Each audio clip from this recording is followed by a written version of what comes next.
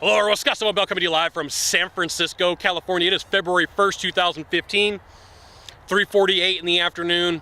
Perfect day to talk about rejection. Rejection in the sales process. And there's already a couple of videos, so I'll put them in a group and I'll make it really easy for you to find them. But what really causes rejection in the sales process? That's the question for you. What causes rejection in the sales process? And there's quite a few different things. You could speed up the presentation, you could slow down the presentation, you can not give enough information, you could give too much information. But here's one of the biggest reasons why salespeople get rejected that they don't think about, okay? So they go into a meeting and they're talking to their client about their product, their service, their widget, their gizmo, whatever they have to offer. And they have a preconceived notion of what they're going to sell to that buyer.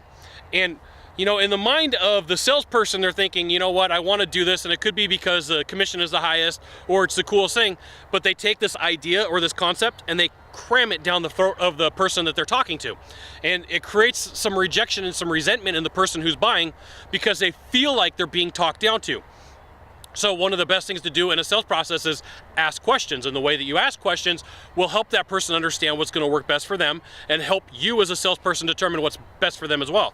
Now, if you have some idea or some concept and you're constantly shoving it down the throat of the person who's listening, right? You take this and you shove it. The best thing to do is not do that. So, you know, you're gonna have to ask the questions and figure out what they want and what they need. That way you don't end up rejected. Now, rejection sucks because you go through a process and you have a lot of buy-in and you have the best product, you have the best service, you have the best widget, you have the best gizmo, and then you get told no, okay? That's gonna happen. It's something that you have to get used to. But what is not good is when you push something too hard and it creates the own rejection for you. So the question is, are you creating your own rejection? Are you creating your own rejection by pushing an idea or a product or a service when there's other things in the line that you have to offer? Now, it makes sense that you have something that you're talking about, but if there's just one thing and that person's like, well, I don't want to hear about your widget or your gizmo here, I want to hear about this one, you keep going, no, let's talk about this one.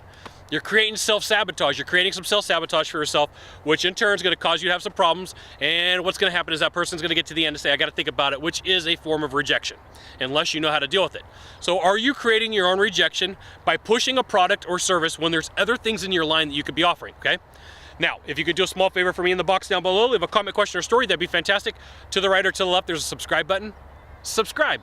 And then send it out to all your friends via StumbleUpon, Facebook, Twitter, Google+, Scott Sylvan Bell. Only Scott Bell with a Sylvan Bell. See you soon. Thanks for watching. Aloha.